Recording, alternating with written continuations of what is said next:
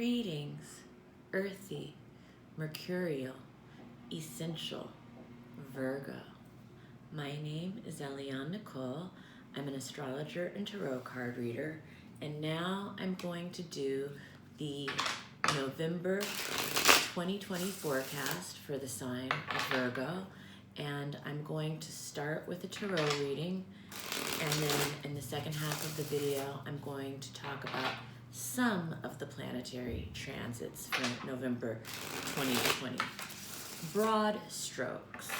If you want to know more details about the planetary transits, definitely follow me on Instagram at astrology.tarot.Eliane Nicole, and there I do daily updates in my stories and weekly or daily in my feed, depending on what's going on, but I keep the up to date with all the significant planetary movements there in a more detailed way than I have time to cover in these videos.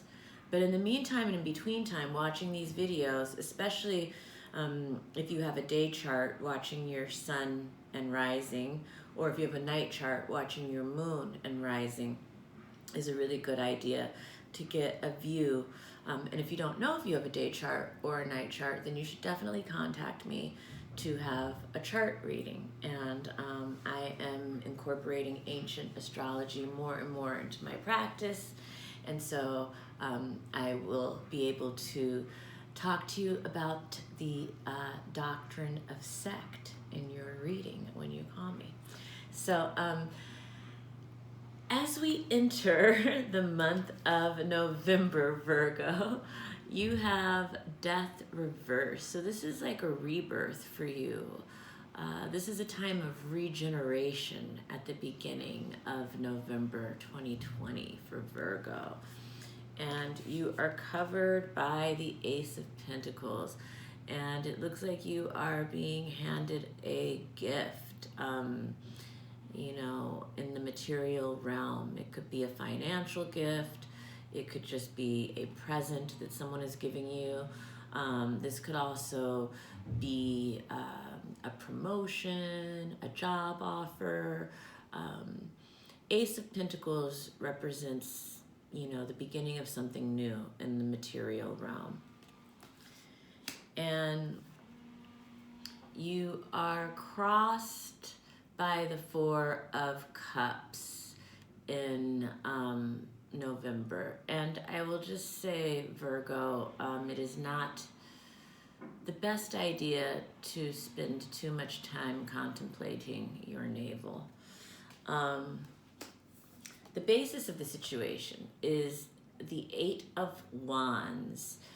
This is forward movement, a lot of action, a lot of activity. This could even be a literal trip or journey, but if not, it just means there's a lot on your to-do list, a lot of action, progress, moving forward. What's leaving is the Page of Cups reversed. That could be if a child who had hurt feelings, a child or young person with hurt feelings. And if not, if there's no children or young people in your life, it could just be that it's the delay of, the birth of something new around love or creativity that's leaving. What could come into being? This is the Six of Swords. So this could mean a trip or journey, literally, or it could mean more figuratively that you are moving away from choppy emotional landscape to a calmer emotional landscape around mid-month in November. Also around mid-month in November, we're seeing the Devil reversed. The Devil reversed means that you are coming out of a situation of bondage, something where you felt bound, you were getting some freedom, some liberation from something that had been tying you down. Fears or insecurities. This might have to do with someone revealing their true self to you, or revealing a part of themselves to you that you had not seen before. others see you, your vision coming to life. It looks like you are bringing light and joy, certainly to somebody in your life, if not everybody. Positive feelings. This is the Two of Cups reversed. So this could be, it's an interesting card for that position, because the Two of Cups reversed has to do with maybe not seeing eye to eye with your lover, or it could be have to do with a couple that's breaking up, but it looks like you feel very positive about that.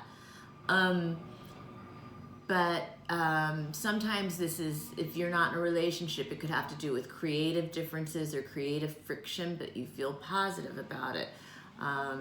Or for those who are single, it might be that you are still feeling whole in your singleness, and that's why the Two of Cups reversed is showing up here.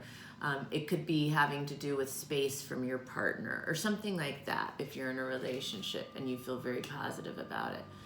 And then the outcome is the Hierophant reverse. So this looks like possibly the breaking of a commitment, possibly separating from an institution, or something like that towards the end of November.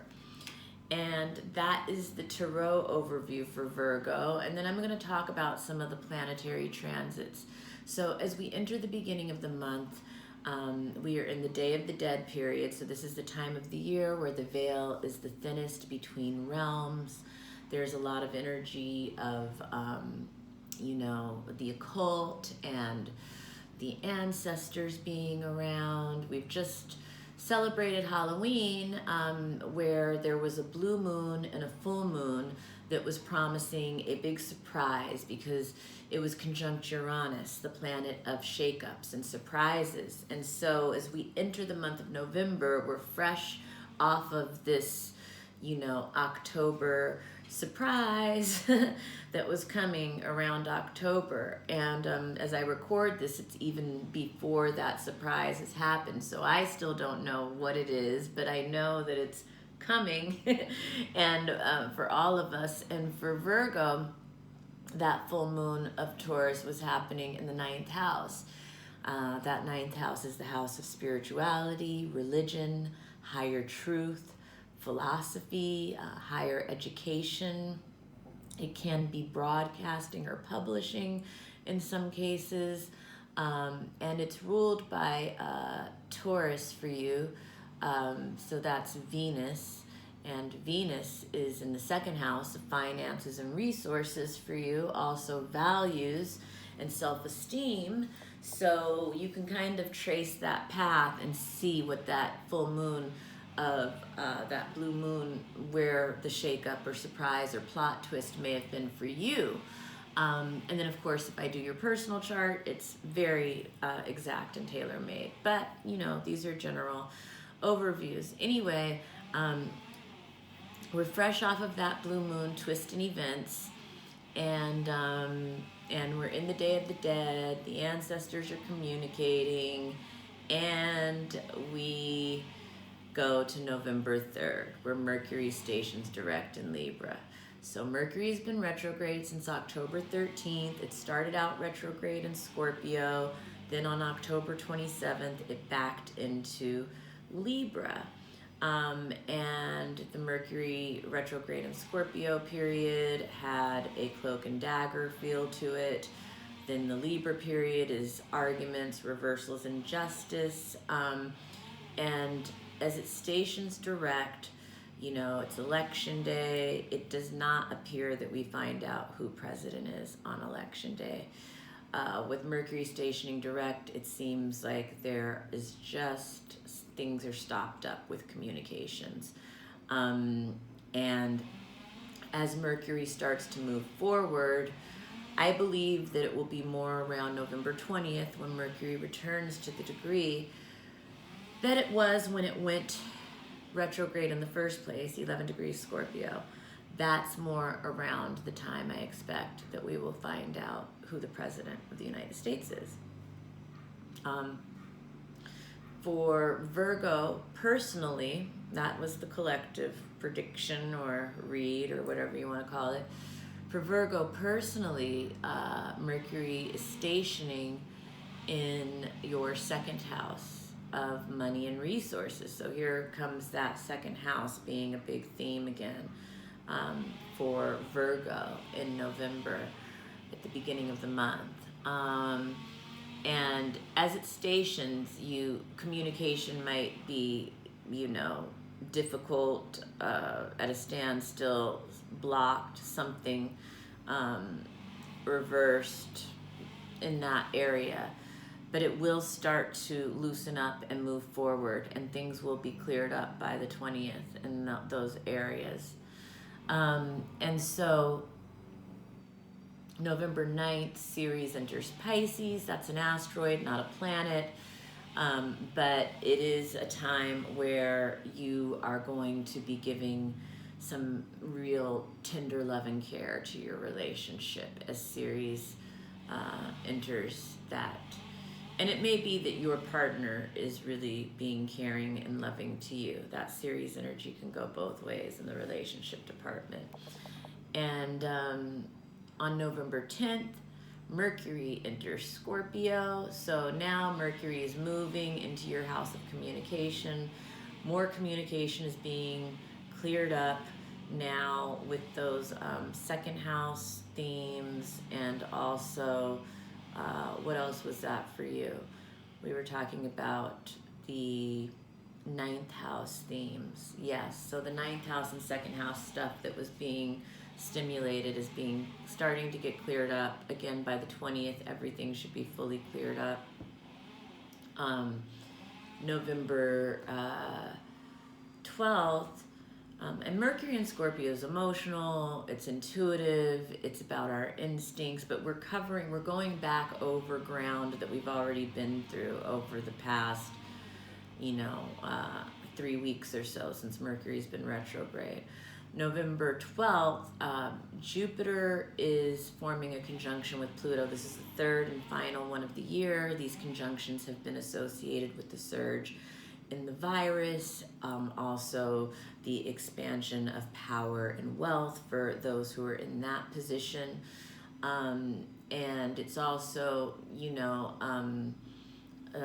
the proliferation of conspiracy theories has been associated with the Jupiter-Pluto conjunction as well.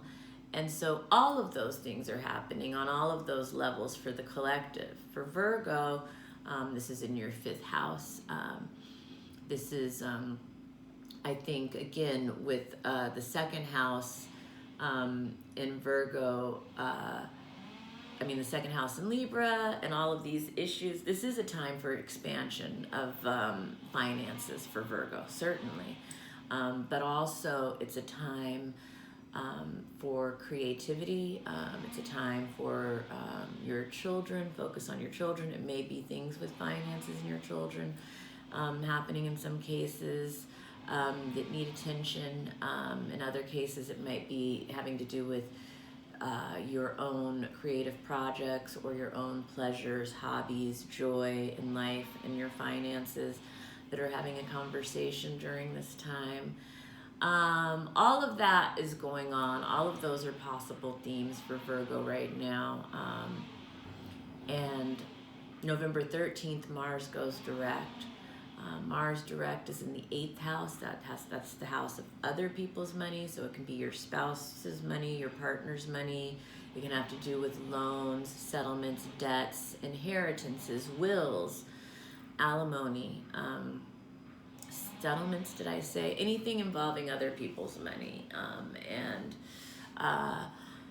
You might be rethinking, revising, re-strategizing. Things may be coming to a standstill and at a difficult point in that process, but they will start moving forward, and you have a chance to, revisit ground and handle it in, a winning way. What can I say? This has been a story that has been unfolding since probably late July, I think, is when Mars retrograde originally went into shadow. And so through August, it was in shadow, and it finally went retrograde September 9th. And so the hottest point of that period was November 9th through September 9th through November 13th is what we're talking about now, where it stations direct. And it gets worse before it gets better, but then it's going to start to get better as we head towards the new year. And you have a opportunity to turn your frustration, your anger, your rage, your irritation, whatever it is, however it's showing up for you, you have a chance to transform that into inspired action. So November 14th is the new moon in Scorpio, and that new moon in Scorpio is taking place in your third house of communication, so you can set intentions around your communication with others, whether that be with your neighbors, your siblings, or elsewhere. If you're a writer, you can do intentions around that. And then the third house is setting intentions around siblings and around neighbors also, around learning new things. If you have children that are in elementary school or high school, you can set intentions around that as well. That all falls into the third house. And, you know, if you're involved in the media, if you have a blog, a podcast, any of those kinds of things, YouTube, you can set intentions around that, because that's third house, new moon stuff. And then the Scorpio theme is all about, you know, reinventing, rebirth, it's death, it's regeneration, it's elimination, it's what we're letting go of, but where are we starting regenerating. And so I think that Scorpio is also research in that third house. If you have any kind of research work to do, this is an optimum time to set intentions around that and begin a research project or an archaeological dig or the solving of a mystery. You can set intentions around that. Any investigations, investigative reporting, all of those kinds of things are third house Scorpio, new moon stuff for Virgo, Virgo rising.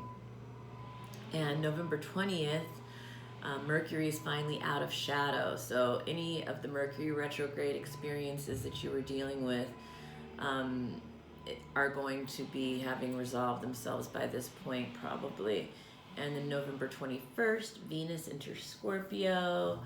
This is a very sultry, dark, mysterious, intuitive, emotional Venus. It's a very sexy Venus.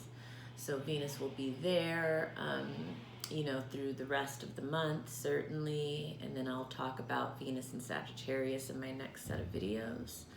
That's in December. November 26th is Thanksgiving. In general, November 21st, oh yes, I want to say Venus enters Scorpio, the Sun enters Sagittarius. When the Sun enters Sagittarius, you know, I think that November 20th, when Mercury is out of shadow, that is also when we're going to find out who president is.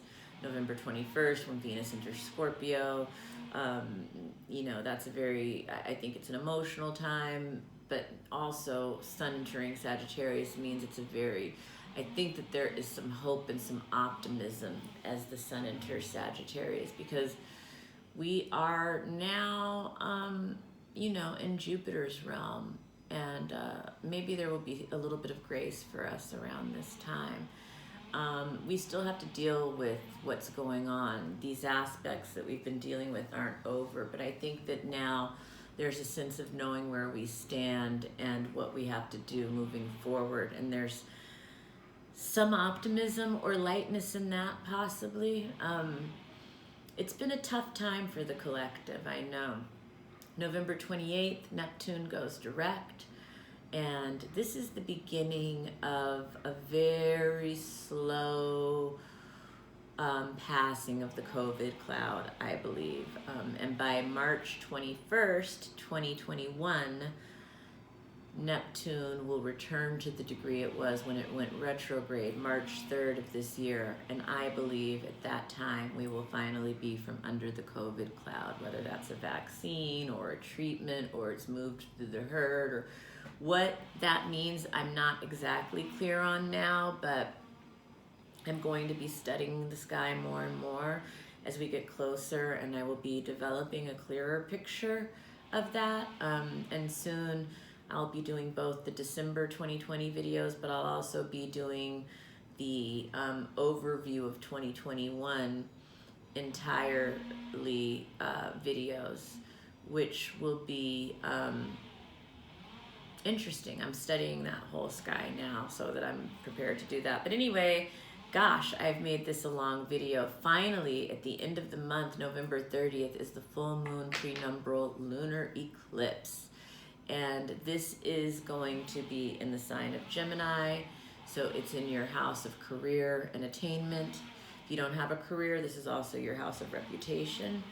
But this is, this can bring out the shadow side in ourselves or others. It can be shocking sometimes, but always enlightening and illuminating. So that's what we have to look forward to at the very end of November. So thank you so much, Virgo. It was great to spend this time with you. If you liked the video, give me a like. If you didn't like it, give me a don't like, but I hope you liked it. Please follow me on Instagram at astrology.tarot.Eliane Nicole for more day-to-day and week-to-week updates about the planets. And subscribe to this channel if you have not already. Please share this video with other Virgos that you know. Don't forget to watch your rising and your moon, sun, and all of it here. And definitely contact me for a reading. I would love to read for you. I love doing it. It's fascinating. I can read for people all over the world. I read on Zoom. You get a recording right after the reading. It's great. Yeah, and have a wonderful November. We are going to be through the most difficult astrology of the year, finally. Yay. Bye.